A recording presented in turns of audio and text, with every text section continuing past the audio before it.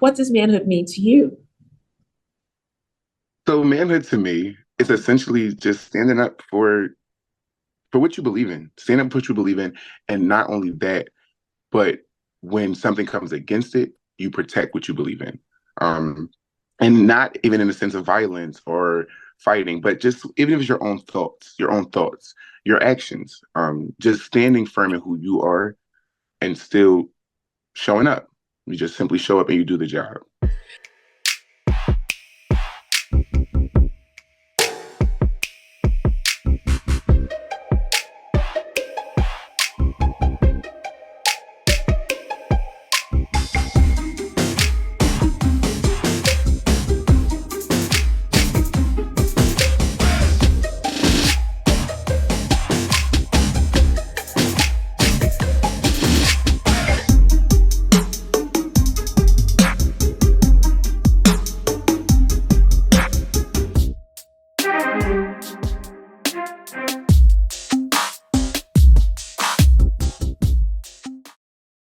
That's Hi, and welcome to another edition of King Crush Thursday, the series where we highlight and uplift men, because frankly, not too many people are doing it. My name is Val Gay, and I'm super excited about this young brother today that I have known since a little one. He is an advocate, he is caring, and he's all about Black advancement in all fields. His name is Mr. Emile E. Holland. Hey, Emile. Hi, how you doing, Ms. Val? Thanks for having me. Glad to I'm be so here. Oh, I'm so glad you are here. I'm so proud of you, my dear. Like I said, I have Yes, known you since you were a wee one in my arts academy, and even before that at church. And so yes, I'm so, playing the piano. yes, I'm so glad that you are here. And, Emile, this whole platform is really around expanding the very narrow and myopic narrative around Black men. That you know firsthand that you're often distilled down to a very stereotypical and narrow narrative and stereotype around who Black men are. And we know from experience that you are myriad and that you are collectively are doing great things. And it's often that 95% of the media is on the 5% who are not doing those things For well, things, yeah. right? And so we really want to, as I've often said, that narrative is not necessarily incorrect. A lot of times it is incorrect, but it's not necessarily always incorrect. It's incomplete. And we want to expand the Make up story. for it. Yeah, absolutely. Because ultimately, we want a young king who may or may not have positive Black male role to come to this repository, see the same 6 questions answered by well over 150 positive and successful Black men, and hopefully find guidance there. And then for the rest of us who are neither male or even Black, for us to come into this same, repository, see these same questions, and hopefully have our minds expanded to what is possible. And so I'm so glad that you're here. And with that, we're going to start it with our first question, which is, what does manhood mean to you? So manhood to me, truthfully, a man is just simply someone who steps up, simply. Um, but and so I am gay. And in being gay, it is kind of hard sometimes to determine, how do you stand in your manhood and what is your manhood? But I think that if you take away like all the adjectives is what I like to call them. A man should be strong, a man should be this, a man should be that. I think manhood essentially is, especially being a Black man, if you ask me, it's essentially just standing up for what you believe in. Stand up for what you believe in, and not only that, but when something comes against it, you protect what you believe in. And not even in the sense of violence or fighting, but just even if it's your own thoughts, your actions, just standing firm in who you are and still showing up. You just simply show up and you do the job. That's what manhood is to me. Mm, got it. Got it. Got it. Thank you, Emile. So, Emile, who and or what is important to you?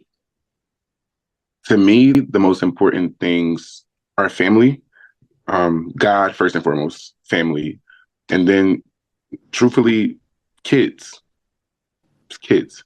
And I say that because as I'm raised by an educator, my mother, and then as I step into the education field, it's kind of the world is at kids' hands, is in kids' hands. It's just that simple. So often growing up for me specifically in a traditional Black family, kids are often put to the side. You make sure the kids are fine, make sure they're okay. You teach them what you need to teach them. But you don't get a voice. You don't get to speak up. And what I'm finding is kids have a lot to say, and not just something to say, but they have things that mean something and something to learn from them. So for me, the most important people in this world, besides God and my family, who keep me grounded, kids. Kids are our future. They are the way forward. So if you don't protect kids, then it ends with me and you, basically. So. Got it. So thank you for that. And so, Emile, how do you want us to see you? I'm actually battling with this right now, but I want to be seen not by clothes or fashion or things you do, more like things that are, worldly things, but I want to be seen as someone who shows up, and not just shows up, but puts in the work, not looking for an accolade. So to be honest, you don't need to see me. Just see me as someone that's on your side. I'm in your corner. Whether it's a friend at a party, whether it's somebody to pick up your kid, whether it's that niece or nephew needs to be watched. You need a friend to talk to. I'm just there. So you don't have to see me or acknowledge it. Just simply know that I'm in your corner. So I just want to be seen as somebody that you know that when you call Emile, Emile's going to show up. And that's just that. Got it. Understood. Thank you. So, Emile, what is your epic dream? Okay. So epic. When you say epic, you mean like what is my big dream that I want to have one day? Yeah. So to me, big is not big enough. It's not. Sometimes big is too small. So that's why I go to epic. Okay. So my epic dream, I want to become the superintendent of the Philadelphia School District one day. That is truly my epic dream. And many things will happen on the way there. I have a lot of dreams, professor, write a book, maybe. I'm currently opening a daycare. So I have a lot of dreams, but my overall, at the end of a culmination of a career, I feel like well done, would be to be a superintendent of Philadelphia School District and be effective in that job and make sure that education in this city is pushed forward for the next generation of people. Because education is the only thing that can't be taken from you. So that's my epic dream. That is my epic dream. So it's a long way to get there, but that's my epic dream. Awesome. That is awesome. Excellent. You have been answering question 5 implicitly all along, but I'm going to ask you explicitly, Mr. Emile Emmanuel Holland, who are you? I am a son. I am a brother. I am a believer. I'm a friend. I'm imperfect. But to sum all that up, I am a Black man trying to make it. And I put it to say that as in, because anybody who watches this, I'm only 23 years old. So my journey is not like anyone else's, and if someone could be 23 years old, just like me, just graduated college, and our journeys are not the same. And I say it to say that, and it kind of goes back to how I said, to me, manhood, especially being a Black man, is just simply showing up. So when I put it all down and you take all those things I said, the friend, the cousin, brother, everything, I show up for those people. So I am simply a Black man that shows up and will continue to show up. Because like you started with and said, many people don't show up. Many people don't have conversations that are needed to be had. So that's me. Got it. Got it. Thank you. So here we are already at question 6, which is there anything that I should have asked you that I didn't, or you wanted me to ask you that I didn't? In other words, what did I miss? And the only reason I can say this is because I literally just did a project on it for my capstone. But intersectionality, because it's so prevalent in all of us that we don't even realize it sometimes. Like, yeah, you can see, okay, woman, black. You know those things that they intersect very, very like clearly defined. But there are so many things that we deal with every day, or even not even every day, but we've done over our lives that truly determine the way that we interact and how we deal with other people. Like, for example, if you're someone that grew up in a certain community, you might not live there, you might have lived there for 25 years or any amount of time, but that has affected the way that you view yourself now 30 years later.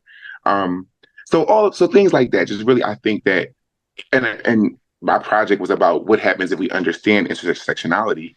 And I think that if we really move with the idea that, okay, you're not just who I see, but you have a lot of other things that have come into play.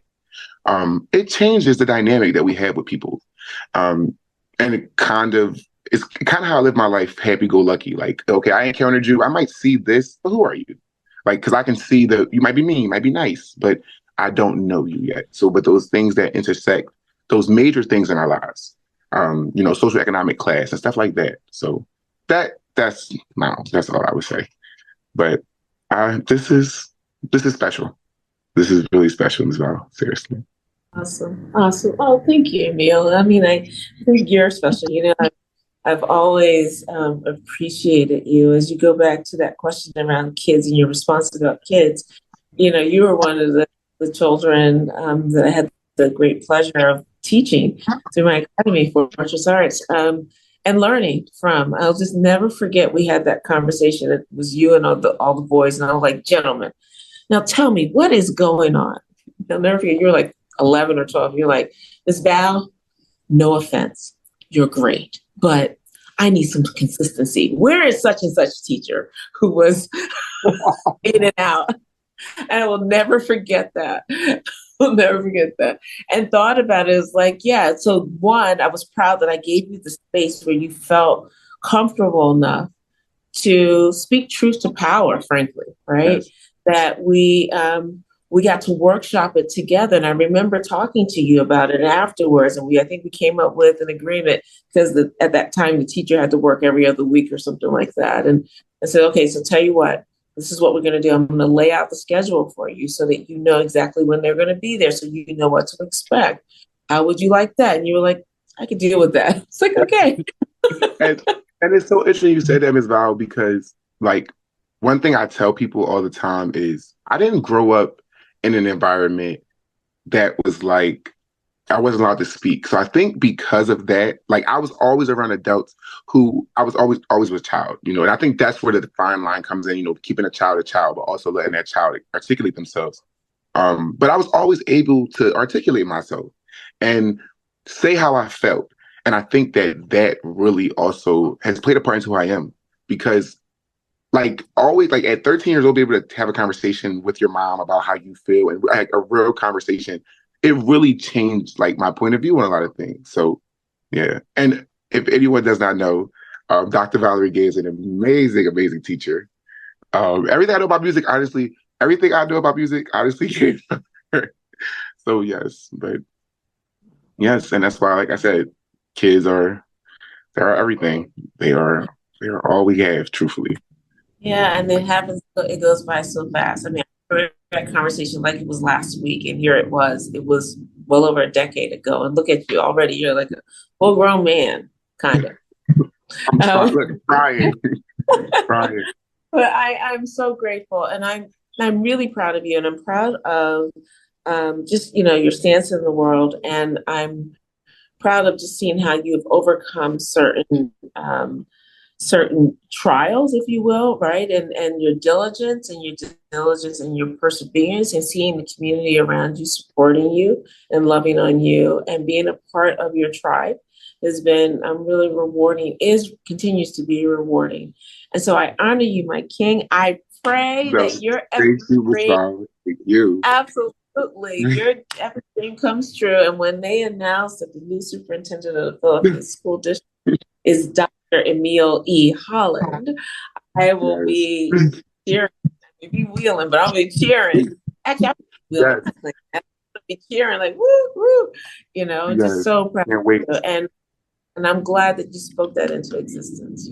So I'm super proud of you. So thank you so much, Emile, for being here. No, thank you, Ms. Violet. Thank you for having me, allowing me to come and speak. And like I said, this is very special, what you are doing. Very, very special. Awesome. Thank you so much. So stay right there. Oh, absolutely. And I want you to stay right there because I want to thank the audience for joining us today. I really hope that you enjoyed this special conversation as much as I did. And if there is a positive and successful Black man in your life that you want to see highlighted and you want to hear from in this forum, please click the link below or in my bio, fill out the nomination form, and we'll take it from there. We are well over 150 amazing, positive, successful Black men. And I often say that success does not equal what a man does for a living.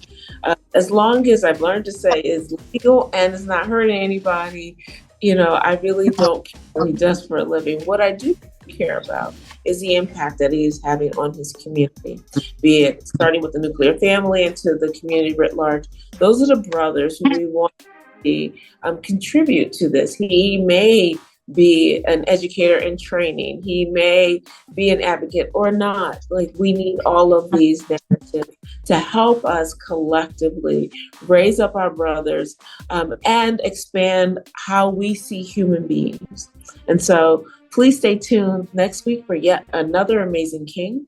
And in the meantime, please remember to spread love and have a great day. Thanks so much. And thank you, Emile. That was really wonderful speaking. Thank you. So you guys, thank you so much for having me. Absolutely.